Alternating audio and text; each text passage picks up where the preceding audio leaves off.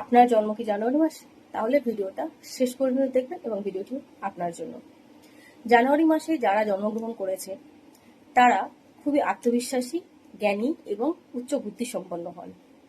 এছাড়াও এরা কিন্তু প্রতিবেশীদের সাথে মিলেমিশে চলতে পছন্দ করেন, আত্মীয় স্বজনদের সাথে কিন্তু মিলেমিশে চলতে পছন্দ করেন, অফিস কলিগ সবার সাথে কিন্তু মিলেমিশে চলতে পছন্দ করেন। তাছাড়াও এর মধ্যে একটা ভালো গুণ আছে, সেটা হলো যারা জ্ঞানী ব্যক্তি বা যারা উচ্চ বুদ্ধি সম্পন্ন মানুষ, ঠিক এইসব মানুষদেরকে এরা সম্মান করে থাকেন।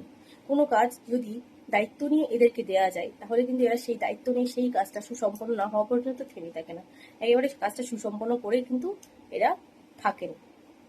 এরা পরোপকারী হয়, মানুষকে সাহায্য করতে, যেখানে চ্যারিটি ট্রাস্ট জাতীয় কোনো কাজ বা যেখানে জনসাধারণ একসাথে মিলেমিশে কাজ করবে, ঠিক এই ধরনের কাজগুলো এদের পছন্দ হয়।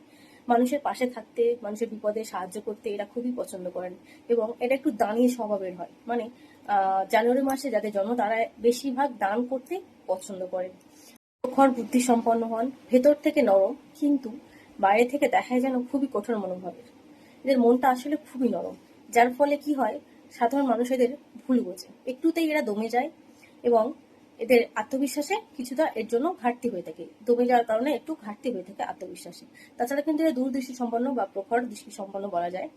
উচ্চ মানের স্বাধীন, ভালো ব্যবসায়ী, সরকারি চাকরিজীবী বা জ্ঞান বুদ্ধি সম্পন্ন যেসব কাজ হয় সেই কাজগুলো কিন্তু এরা খুবই পছন্দ করেন বা এইসব কাজগুলো এরা করে থাকেন।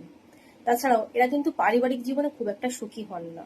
এছাড়াও একটা ভালো গুণ হলো যে নিজের সমস্ত সুখ স্বাচ্ছন্দ্য বর্জন করে কিন্তু দুস্থ আত্মীয় স্বজনদেরকে এরা সাহায্য করে থাকেন বা সারা জীবন দেখাশোনাও করে থাকেন। শরীর স্বাস্থ্য নিয়ে বলতে গেলে এরা দাঁতের সমস্যা, পায়ের সমস্যা, লিভারের সমস্যা এবং বাতের সমস্যায় ভুগতে পারেন।